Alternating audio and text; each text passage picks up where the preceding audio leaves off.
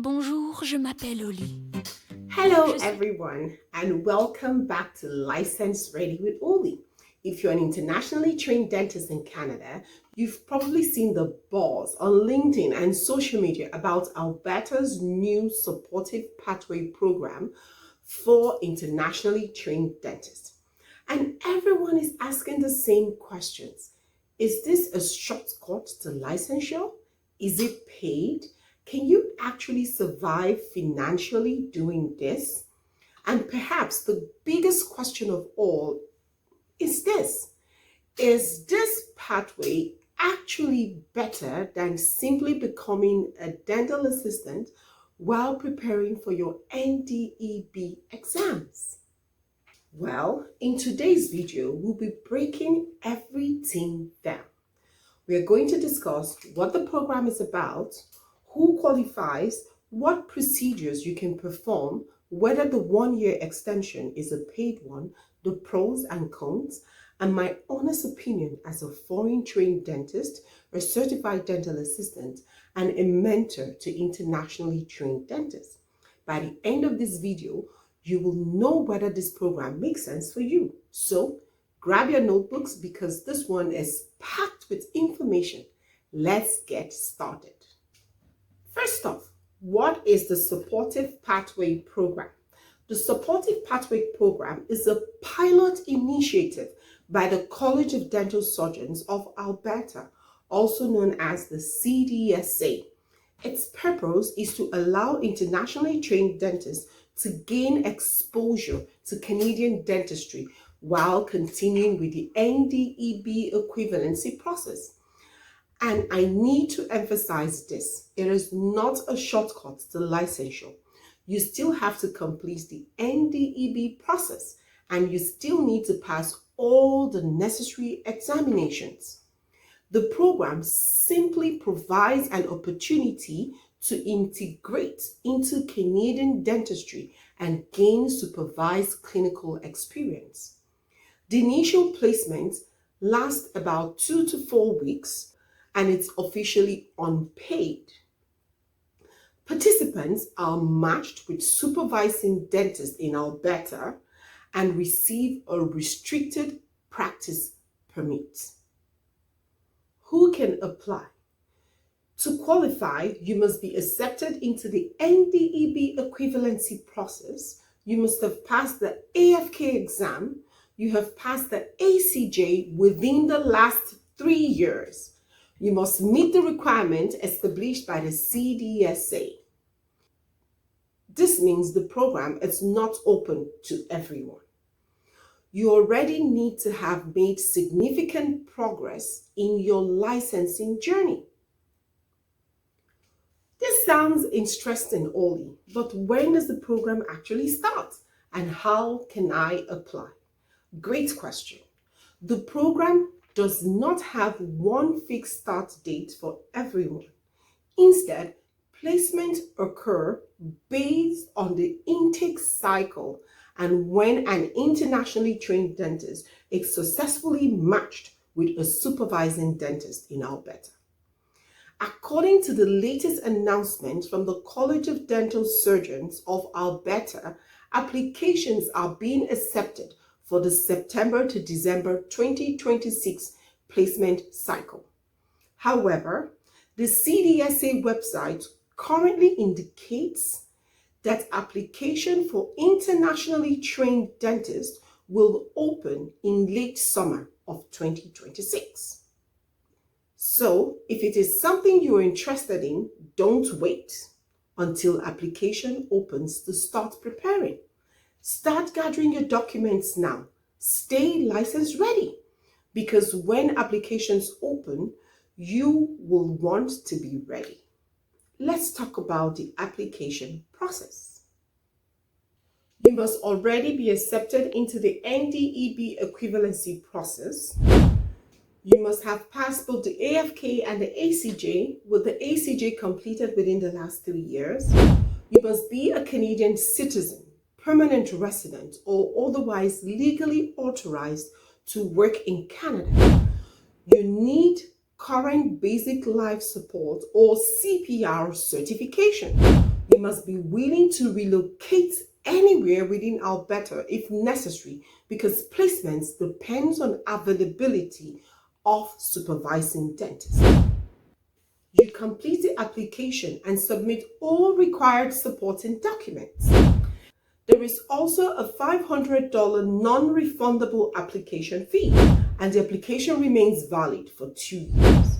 Now, here is where it gets even more interesting. Submitting an application does not automatically guarantee acceptance into the program.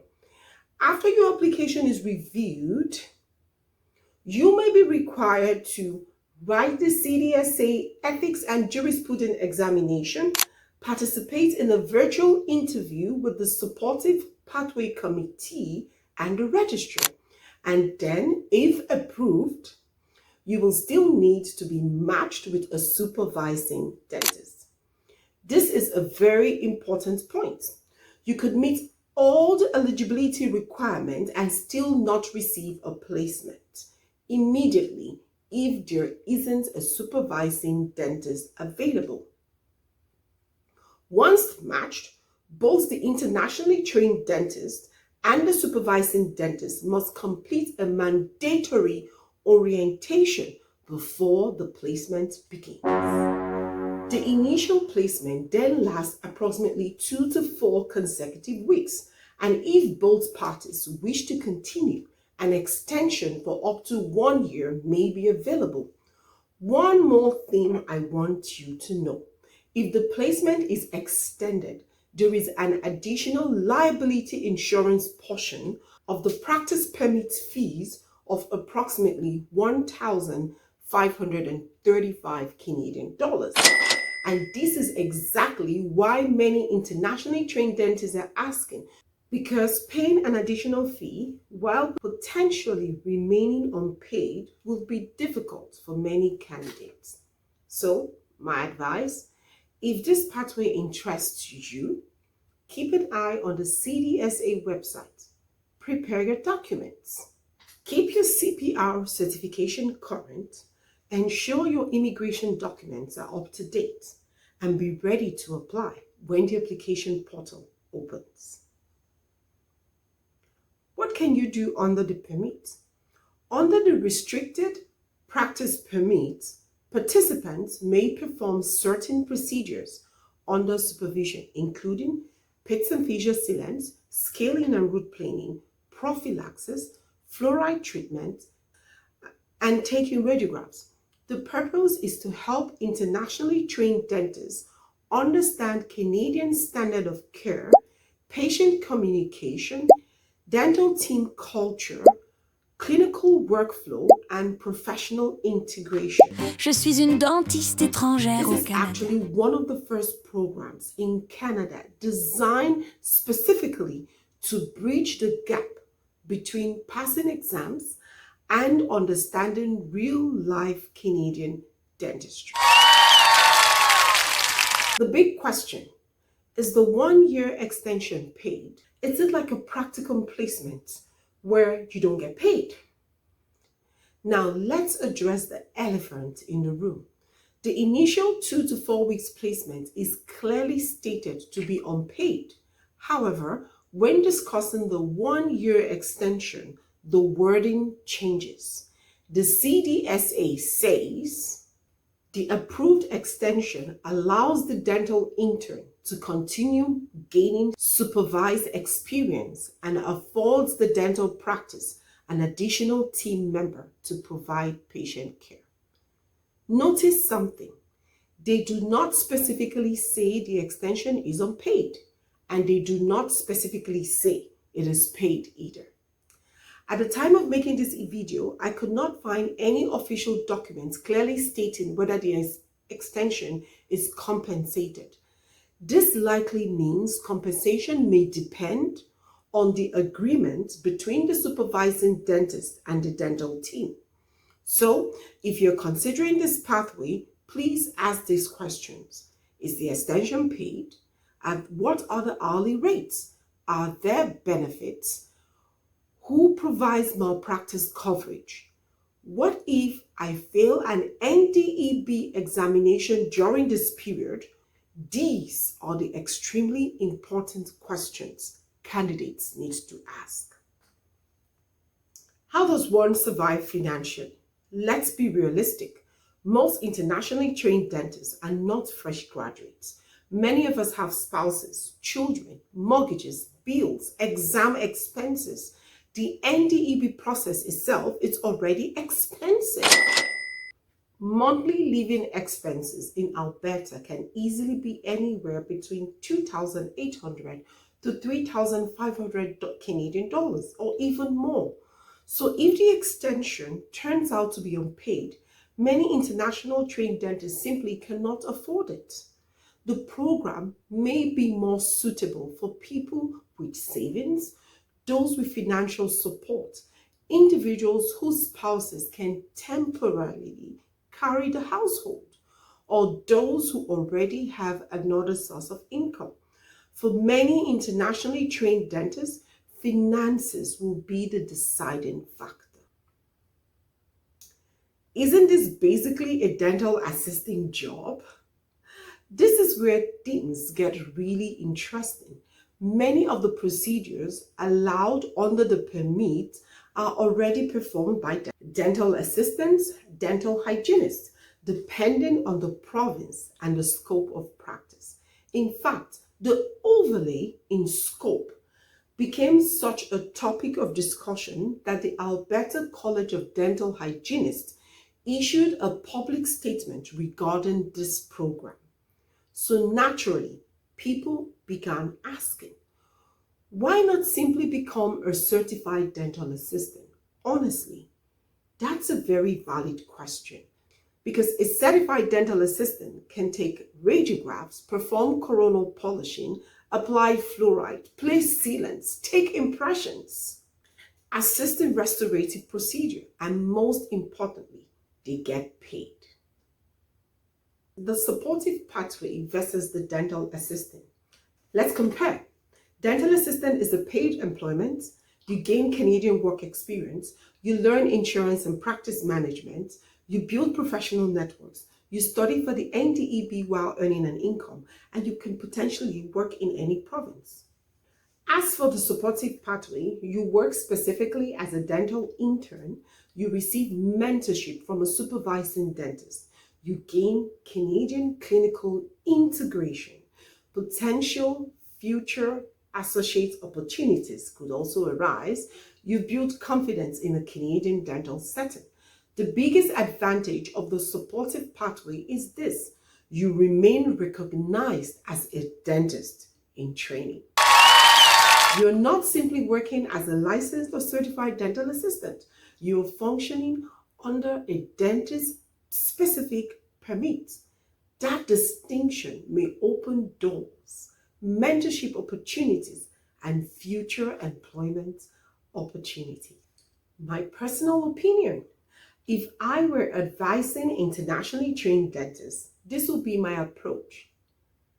Scenario number one: you have financial obligations. You need income. You have children. You have bills. I will strongly consider becoming a certified dental assistant first. Scenario number two: you have savings. You have support. You can afford a reduced income. Then the supportive pathway may be a wonderful opportunity. Scenario number three: you are already working as a dental assistant and you get accepted into this program. This may be the sweet spot. You already have Canadian experience and income.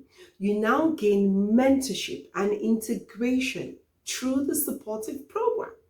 For me personally, I still believe that for many internationally trained dentists, becoming a certified dental assistant while preparing for the NDEB exams remains one of the most practical and financially sustainable pathways. But I also think the supportive pathway is innovative and has tremendous potentials if compensation and expansion becomes clearer in the future. I want to hear from you. Would you choose option A, become a dental assistant and earn an income while studying, or option B, join the supportive pathway for the mentorship and Canadian integration experience.